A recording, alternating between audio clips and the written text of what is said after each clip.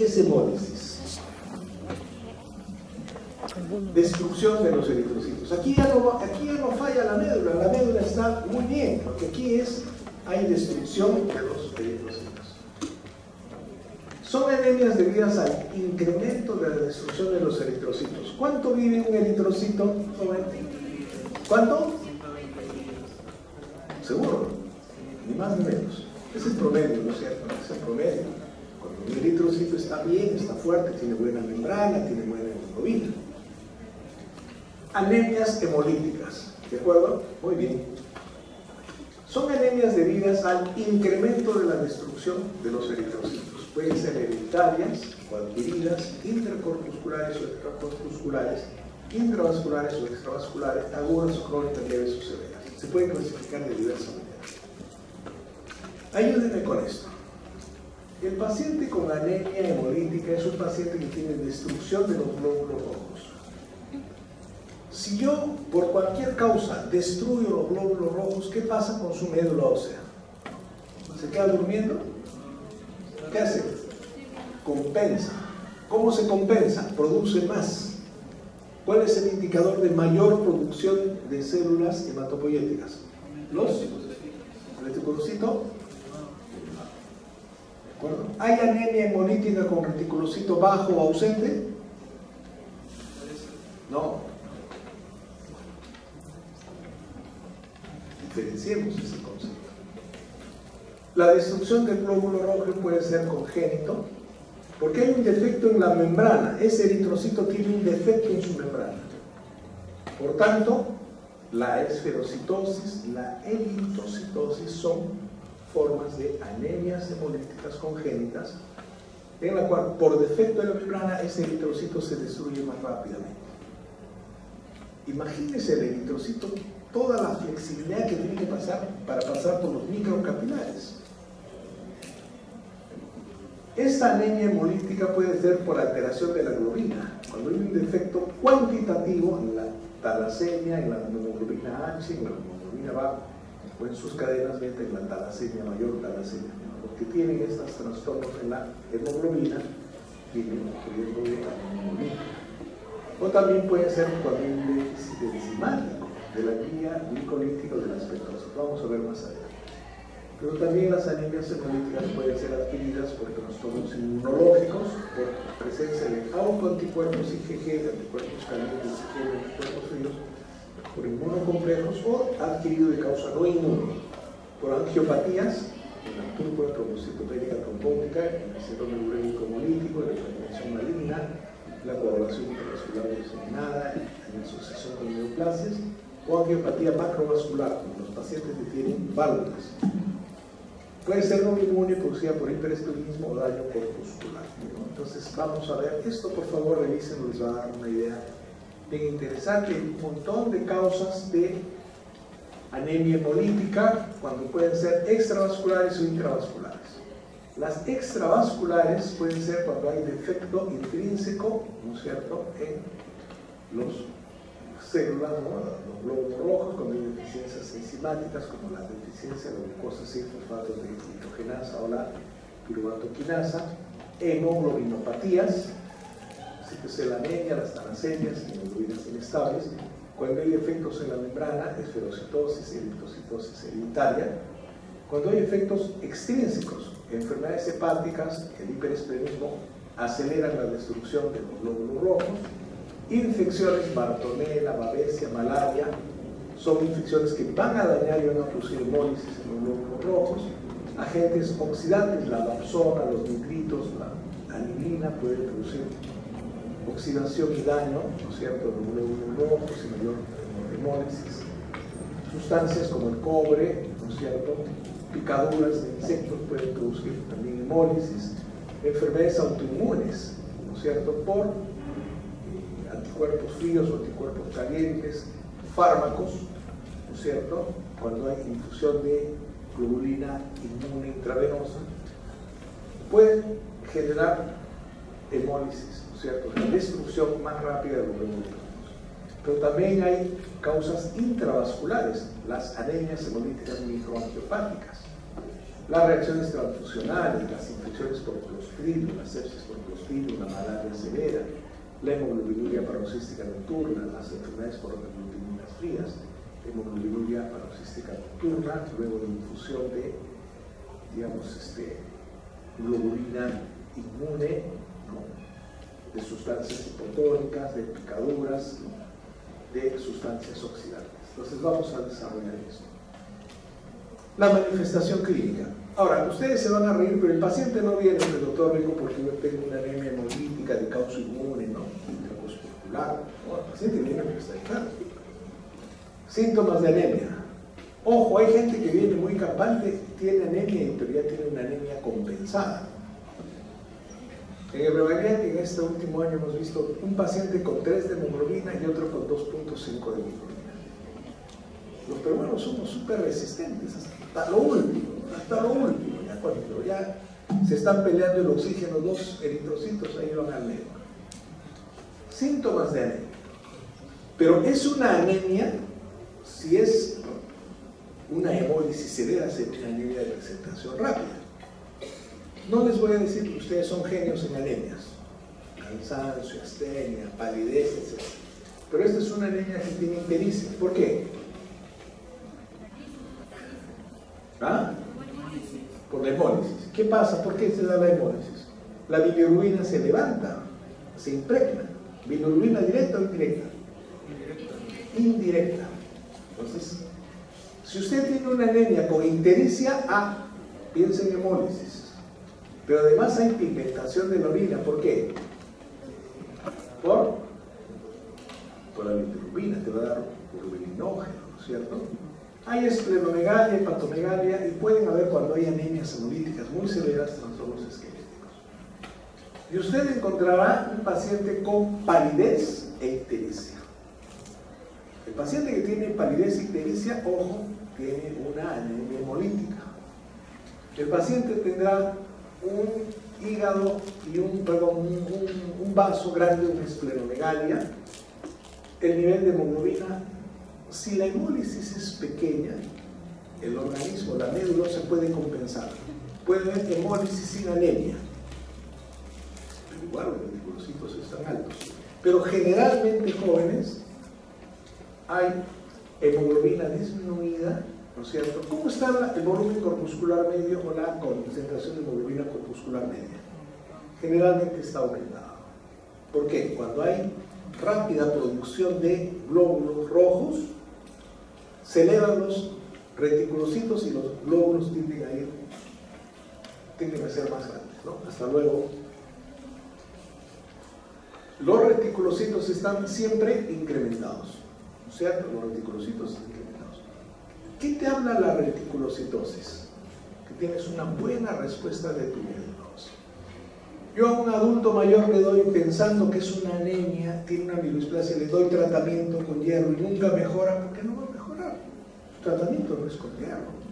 Hay que hacer un buen diagnóstico, darle tratamiento inmunosupresor y después la transfusión, los suplementos que hacen necesarios. Pero aquí tienes anemia, ictericia, pigmentación de la orina. Ictericia, palidez, puede haber esplenomegalia, de hemoglobina. Cuando la anemia es muy leve e inicial la hemólisis, puede no haber anemia, pero después se va a producir constantes corpusculares incrementadas, reticulocitos incrementados. La bilirrubina está incrementada de la forma no conjugada.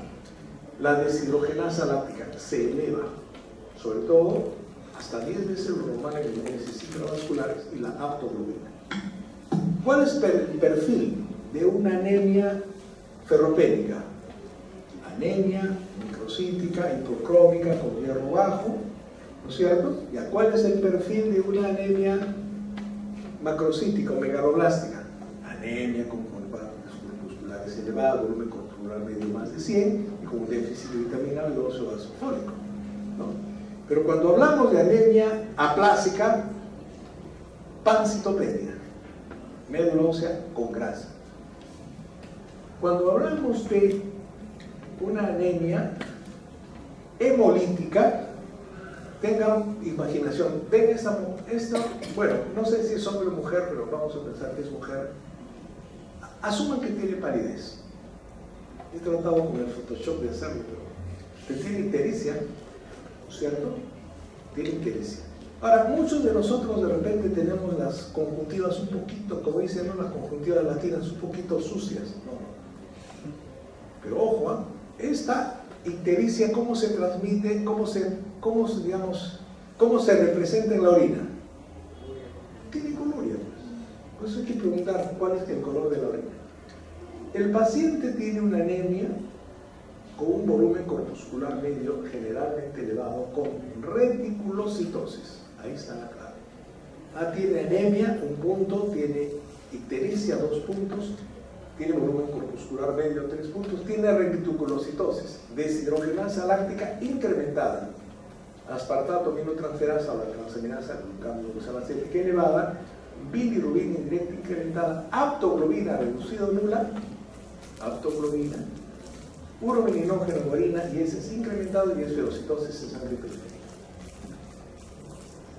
Paciente de edad media que tiene un trastorno de una anemización relativamente rápida, que en el examen clínico le encuentro ictericia y en la evaluación encuentro una anemia con volumen corpuscular elevado, con hiperbilirubinemia indirecta, con urobilinógeno en orina, con reticulocitos aumentados, con deshidrogenasa láctica aumentada y con aptoglobina baja. ¿Qué cosa es? Anemia hemolítica. ¿Está claro? ¿No? ¿Está claro eso? Entonces, ¿qué vas a pedir cuando tienes el paciente? El paciente tiene una anemia, tiene un poquito de coluria, tiene ictericia. Muy bien, anemia hemolítica. ¿Qué le vas a pedir? Hemoglobina, hematocrito, constantes corpusculares, bilirrubinas, aptoglobina, reticulocitos, deshidrogenasa láctica y completas un perfil de anemia hemolítica. Hasta ahí tienes el nombre, te falta el apellido, ¿de acuerdo? Esquistocitos. ¿Ven estos glóbulos que están dañaditos? Igual tenemos que tener hemograma, un frotis y hacer pruebas complementarias. Los reticulocitos deben hacerse mediante la fórmula de índice reticulocitario corregido. El recuento de reticulocitos en porcentaje por el hematocrito actual entre 45%. Si es más de 2 es reticulocitos elevados. ¿Ya? Pruebas de uso común que indican hemólisis. Reticulocitos aumentados, bilirrubina indirecta aumentada, deshidrogenasa láctica aumentada, aptoglobina en plasma disminución, ¿no es cierto? Cuando se diagnostica una anemia hemolítica se deben solicitar pruebas específicas para establecer el diagnóstico definitivo, del tipo específico para evitar tratamiento y establecer pronóstico. Usted, alumno, ya sabe qué se habla de qué estamos hablando cuando hablamos de anemia hemolítica. Anemia con ictericia, con coluria, con aptoglobina baja, con reticulocitos altos, con deshidrogenasa elevada y con bilirrubina indirecta disminuida. No, bilirrubina indirecta elevada, ¿no es cierto? Falta la causa. ¿Qué factor predisponente y qué factor desencadenante? Hay anemias hemolíticas hereditarias por trastorno de la hemoglobina, de las membranas, de las alteraciones enzimáticas y hay adquiridas por destrucción mecánica, válvulas, infecciones, bartonellosis, malaria. A propósito, ¿saben cuál es el día 5 que se celebra? Día de la Medicina Peruana. ¿Cuál es el martes de la Medicina Peruana? ¿Saben eso, no? Muy bien. Puede haber destrucción mecánica de los eritrocitos, puede haber infecciones, pueden haber anemias hemolíticas inmunitarias, que es una causa muy frecuente, y también puede haber hemólisis por agentes tóxicos y algunas veces causas conocidas. La edad del paciente es importante, síntomas de anemia, fatiga, cansancio, acortamiento de la respiración, no hay sangrado. El paciente tiene ictericia, tiene una orina oscura y puede tener antecedentes de una transfusión reciente, de inicio de una nueva medicación, de una historia familiar de anemia inexplicada, historia de litiasis biliar, vamos a ver más adelante por qué, esplenomegalia, usted tiene que hacer una evaluación. Y estos chicos ya hemos dicho hasta el cansancio, me va a dar otra vez faringitis por repetirles eso, pero lo voy a hacer, ¿ya? Si alguien jala en esta pregunta, ya tiene que pensar, no de cambiar de carrera, sino dedicarse a la neurología. Nivel de hemoglobina, anemia. Incremento de nivel de reticulocitos, incremento de la hemoglobina indirecta, incremento de la deshidrogenasa láctica, autoglobina baja o no detectable. ¿No es cierto? Y hay que ver si la hemólisis es severa o no severa. Vamos a suponer que yo soy AB, negativo, y me ponen O positivo. Va a haber una reacción hemolítica severa. Y me voy a poner anémico, voy a tener fiebre, voy a tener gran hemólisis y puedo hacer incluso hasta insuficiencia renal aguda por taponamiento renal. Eso puede ser severo. Una malaria severa puede ser subagudo. El paciente tiene fiebre, escalofríos, ha estado en la célula, ¿no es cierto? Le ves la gota gruesa está positiva, ves que hay una hemólisis severa, ¿no? Entonces, pero usted tiene que hacer el diagnóstico. Ahora, el paciente no tiene por qué saber eso. El que tiene que saber son ustedes, los médicos, ¿sabes? ¿De acuerdo? Se pedirá un frotis de sangre periférica para buscar anemias hemolíticas hereditarias por trastorno de hemoglobinopatía, defecto cerebral o trastornos metabólicos. Hay que evaluar las hemoglobinopatías, identificar si hay esferocitos, eritrocitos. Si sospechas de anemia hemolítica autoinmune, test de antiglobulina directa o test de Coombs. El test de Coombs es un test que te habla de anemia hemolítica inmune. ¿Ya? Eso es importante. Eso sí tienes que grabarlo en tu mente, en tu corazón, en todo, en tu cuaderno. La hemólisis puede ser también un signo, ¿no? El primer signo de un trastorno sistémico, la púrpura trombocitopénica trombótica, lupus eritematoso, una leucemia, que requieren estudio adecuado y oportuno. En la anemia en el hemograma habrá anemia, leucocitosis puede haber cuando hay una infección, por ejemplo, malaria, bartonella, Clostridium babesia, cuando hay una malignidad, una leucemia linfocítica, una leucemia prolinfocítica, pero aquí hay componente plástico. La trombocitopenia puede haber también acompañando cuando hay una púrpura trombocitopénica trombótica. Tendremos que pedir, además del hemograma, una revisión de lámina para ver si hay esferocitos o eritrocitos, si hay plasmodium o si hay cuerpos de Hayes en la anemia hemolítica por deficiencia de la glucosa 6-fosfato de hidrogenasa. En toda anemia, además de su hemograma, su revisión de lámina, hay que pedir un test de Coombs para diferenciar entre los grupos de inmunológico y no inmunológico, ¿no? Ven estos esquistocitos, ¿no es cierto? Se dan en anemias hemolíticas con un componente microangiopático. Hay una fragmentación de estos eritrocitos. El test de Coombs puede ser directo o indirecto, ¿no es cierto? Permite identificar anticuerpos para evaluar el factor inmune de la hipótesis. Si yo hablo Coombs positivo, estoy hablando de una anemia hemolítica inmune, ¿de acuerdo? Eso es clarito. Anemias hemolíticas hereditarias. Las anemias hemolíticas pueden ser por anomalías en la hemoglobina. Los pacientes con sífilis, anemia o talasemia tienen variantes de hemoglobina inestable. Esto altera la solubilidad de la hemoglobina, se produce un daño en la membrana del glóbulo rojo y tiene un riesgo de hemólisis. Generalmente se ve en niños, ¿no es cierto? Y ven acá ustedes, ¿no?, el frotis de una sickle cell anemia. También pueden haber anemias hemolíticas por anomalías en el complejo membrana citoesquelético. Se da por mutaciones genéticas y hay cambios morfológicos. Generalmente esto se da en pediatría y usted ve que es un paciente que tiene una mutación genética. Los eritrocitos son susceptibles a la lisis en medio hipotónico. Ven acá estos esferocitos. El hematólogo ve y dice acá hay anemia, hay hemólisis, pero hay esferocitos. Entonces es una esferocitosis hereditaria. El paciente tiene una anemia hemolítica grave y cuando son adultos las anemias hemolíticas se acompañan de ictericia, esplenomegalia y litiasis vesicular. ¿De acuerdo? Entonces, si tiene un paciente con una anemia hemolítica con esplenomegalia y litiasis vesicular y ves esferocitos, es una anemia hemolítica por esferocitosis hereditaria. En la lámina periférica hay esferocitos. Se puede valorar la fragilidad osmótica, la prueba de lisis con glicerol, son glóbulos rojos que se fragmentan, se dañan rápidamente cuando hay osmolaridad. Se puede hacer la prueba de diálisis con glicerol, la prueba de fijación con EMA, la electroforesis también. No existe un tratamiento específico, hay que realizar esplenectomía en casos muy graves. Pero el diagnóstico lo da la característica de este nódulo, ¿cierto?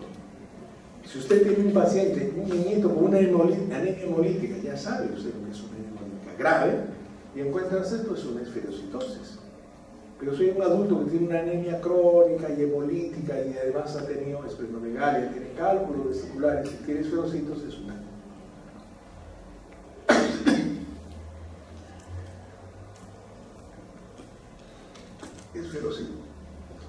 esferocitosis hereditaria.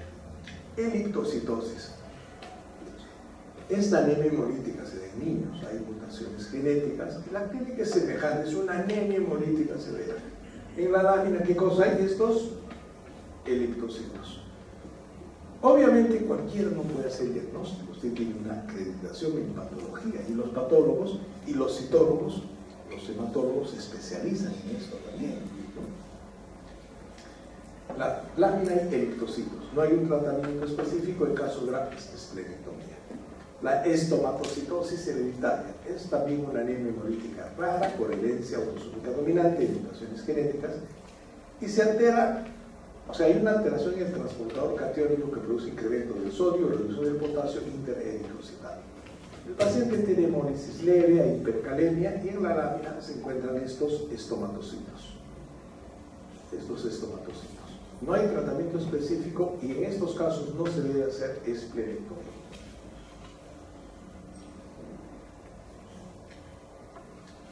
Las hereditarias pueden ser por anomalías enzimáticas. En la vía glicolítica hemos visto que las anemias hemolíticas hay un trastorno en la hemoglobina, es una hemoglobina inestable. La talasemia, la septicemia.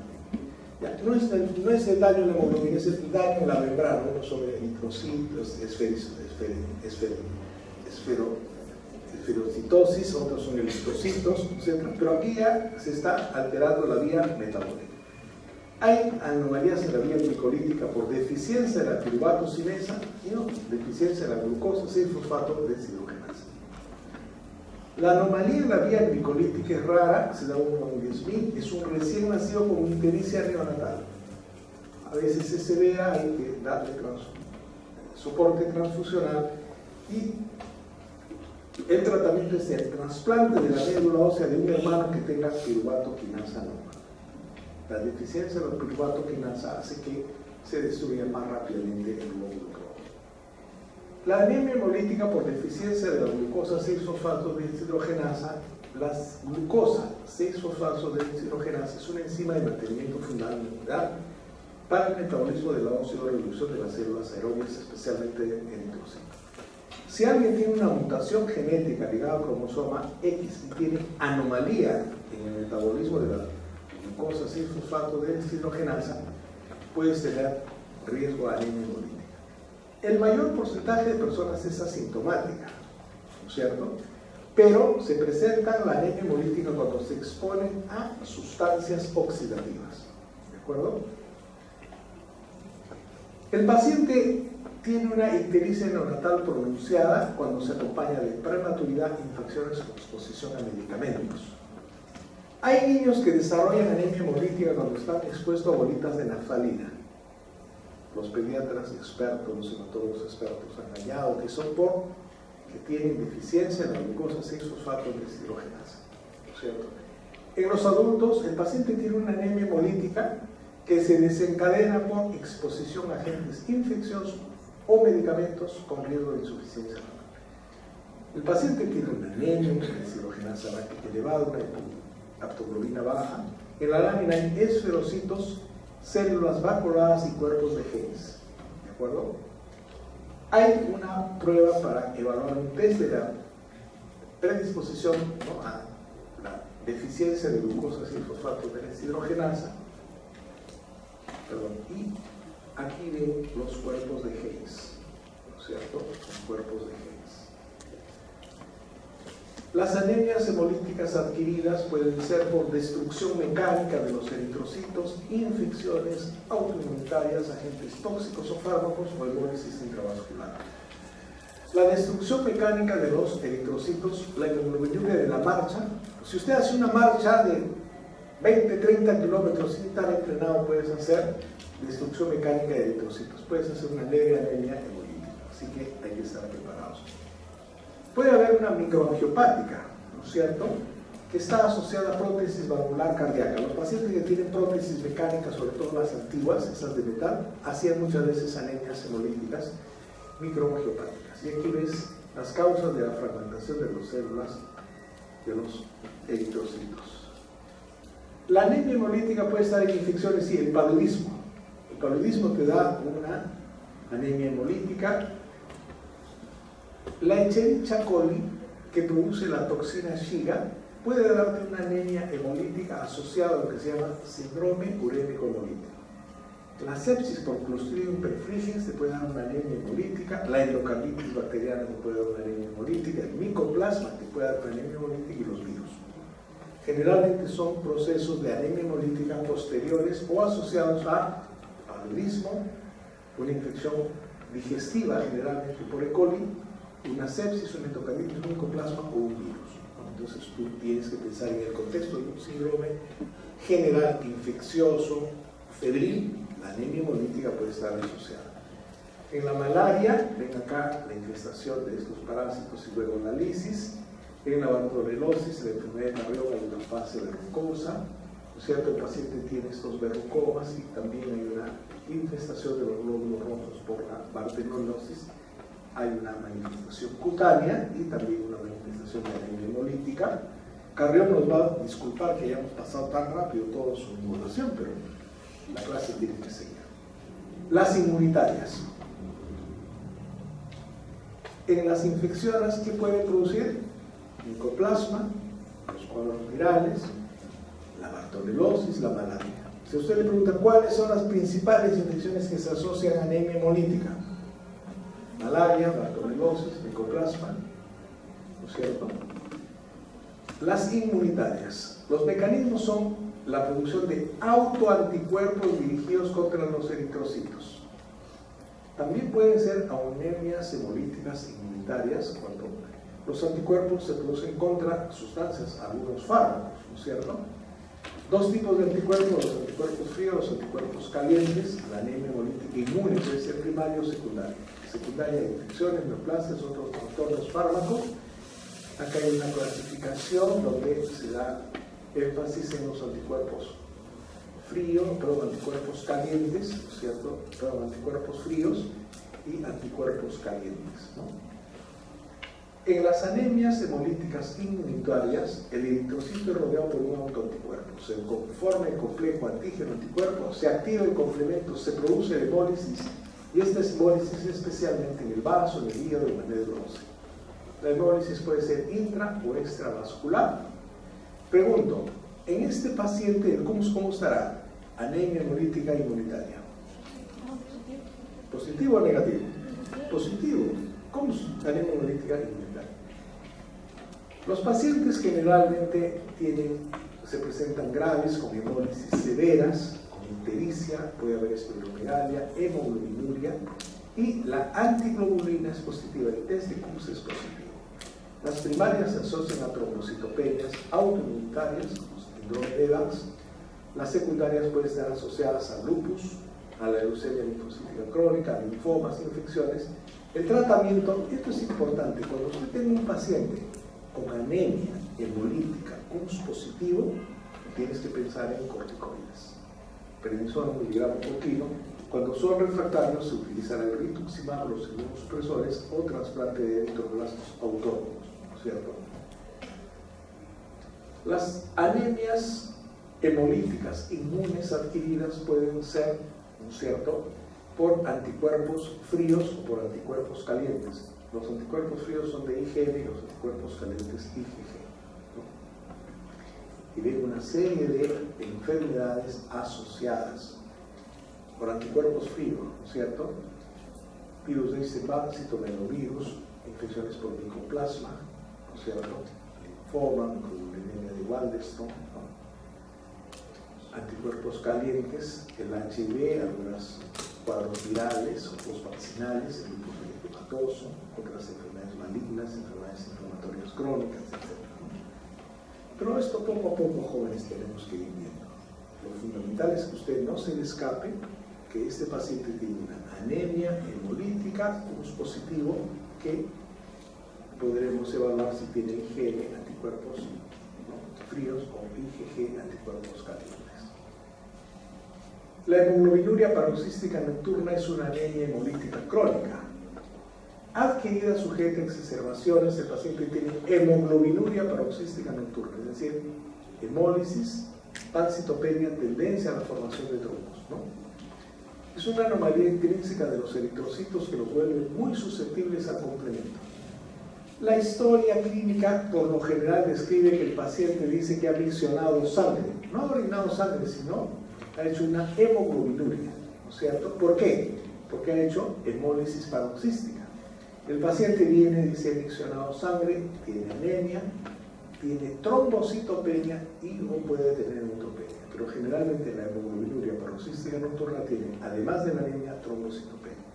Puede tener crisis de dolor abdominal por trombosis, hepatomegalia y se puede transformar en leucemia mieloide. Sospecharemos sobre hemoglobinuria paroxística nocturna cuando es un paciente que paroxísticamente viene con dolor abdominal, dice que ha orinado sangre y encuentras una anemia hemolítica y puede también tener trombocitopenia y en algunos casos neutropenia, ¿no es cierto? En esta casuística los pacientes tienen síntomas de anemia, hemoglobinuria, ¿no es cierto?, síntomas y signos también de trastornos hemorragíperos por la trombocitopenia, puede haber un contexto de anemia plásica, síntomas gastrointestinales, anemia hemolítica ictericia, deficiencia de hierro, etc. Pero hablaremos de hemoglobinuria paroxística nocturna cuando el paciente tiene, además de su anemia hemolítica, es paroxística. El paciente viene porque ha tenido un episodio de gran hemoglobinuria, muchas veces puede tener dolor abdominal por la trombosis, ¿no? Entonces podríamos sospechar. Típicamente en niños la orina color oscura, color rojo oscuro, luego de la exposición al frío. En los niños es la orina oscura, luego de la exposición al frío, el escalofrío, fiebre, dolor de extremidades, anemia, ictericia y hemoglobinuria. ¿Ya? Una cosa es hematuria y otra cosa es hemoglobinuria. Se acompaña de neutropenia y trombocitopenia, puede haber fenómeno de Raynaud, urticaria, puede predisponer la hemoglobinuria paroxística nocturna, a trombosis, infecciones o sangrado, y puede estar asociada al LUES, cuadros virales, bacterianos, vacunas, trastornos autoinmunes. Y va quedando estos jóvenes que muchas veces un fármaco, una infección, una neoplasia puede afectar, ¿no es cierto?, la calidad del eritrocito y producirle el cuadro de anemia, ¿no?, de anemia hemolítica, que tendrá sus variantes. Si esta anemia hemolítica se acompaña con orina de color rojo oscuro, es hemoglobinuria. Se da componente de escalofríos, fiebre, dolor paroxístico, dolor abdominal, y puede tener acompañamiento de neutropenia y trombocitopenia. Usted podrá pensar hemoglobinuria paroxística nocturna. En la hemoglobinuria paroxística nocturna hay una anemia hemolítica con reticulocitosis, hemoglobinuria, HDL elevado, bilirrubinas elevadas. El diagnóstico se hace por citometría de flujo, población negativa para CD59 y CD55. Jóvenes, si yo le presento un caso con anemia hemolítica y dice hemoglobinuria, no pierda la oportunidad. Piensen en hemoglobinuria paroxística nocturna, ¿no?, que puede tener dolor, que la orina está de color rojo, etc. Puede haber trombocitopenia, neutropenia, etc. Ya son variantes, ¿no? La evolución se exacerba por infecciones hallando alto riesgo de trombosis por ausencia del CD59 que define activación incorrecta de las plaquetas. Tratamiento anticuerpos monoclonales, el eculizumab, inmunosupresores, globulina antitimocítica, ciclosporina, allotrasplante de médula ósea, ácido fólico, antitrombóticos. También hay una anemia hemolítica autoinmune por aglutininas frías, en la cual se da típicamente en ancianos, está asociado a linfomas u otra enfermedad linfoproliferativa, hay una neumopatía monoclonal, IgM, trastornos autoinmunes. El paciente tiene anemia, hemoglobinuria, pero además tiene esto que es el lípido reticulares, acreocianosis y un CUS usando anti-C3. La enfermedad por aglutininas frías, ¿no es cierto? Hay hemoglobinuria y lípido reticulares. Esto se da generalmente en ancianos. Las anemias hemolíticas pueden ser por agentes tóxicos y fármacos.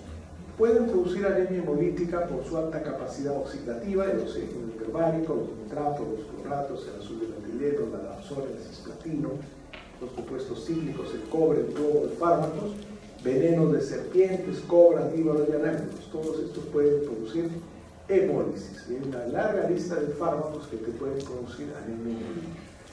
Jóvenes, cuando hablemos de anemia hemolítica, usted dirá, es un paciente que tiene anemia. Sus constantes corpusculares están macrocíticas, microcíticas o normocíticas. Generalmente macrocíticas. Los reticulocitos siempre van a estar elevados, la bilirrubina siempre va a estar elevada, la línea directa. Las aptoglobinas están normales o disminuidas. Usted tiene anemia hemolítica. Si es adquirida, fíjense pues en los trastornos de las hemoglobinas, en trastornos de las membranas y en los trastornos metabólicos. ¿No es cierto? Y cuando hablemos de anemias hemolíticas adquiridas, si el paciente tiene una infección, viene de la selva y tiene escalofríos y tiene una terciana, una cuartana y tiene una gota obrera positiva, anemia hemolítica asociada a una malaria. Si el paciente tiene una fiebre enorme, tiene un soplo, tiene en el ecocardiograma una vegetación, tiene una endocarditis, bueno, tiene una anemia hemolítica asociada a una endocarditis. De repente el paciente tiene un cuadro viral y sale un micoplasma positivo. Anemia hemolítica asociada al micoplasma. ¿No es cierto? El paciente no tiene ninguna infección, el paciente tiene un cuadro, un CUS positivo. Anemia hemolítica inmune. Cuerpos fríos, anticuerpos calientes, y tienes que ver la amplia gama de trastornos reumatológicos. Pero ahí, CUS positivo, corticoides, ¿no es cierto? De repente el paciente no tiene infección, no tiene coagulopatia, pero toma un montón de medicamentos, está expuesto a fármacos o a sustancias. Tendremos que buscar si tiene una anemia hemolítica por toxicidad o una deficiencia de glucosas y fosfato deshidrogenadas. ¿De acuerdo? Entonces, si ustedes han aprovechado esta clase, jóvenes, en los exámenes no pido cosas esotéricas, ¿no? Pero de todas maneras yo creo que lo importante es que usted se lleve estos conceptos, porque la medicina es compleja, chicos. Cada día que aprenden, saben menos. Yo después de 30 años, también cada día que vivo en la medicina, siempre hay interrogantes. Por eso que los médicos no dejamos de ser los eternos, ¿no? Los eternos estudiantes, ¿no? Y bueno, chicos, si no los veo el viernes, bueno, ustedes ya son del grupo, pues un feliz día de la medicina también. No digan a sus papás, pues, el viernes es el día de la medicina, de repente les van a dar unos presentes, unos regalitos, una sopita especial, alguna cosa, ¿no? Chicos, hasta luego, gracias.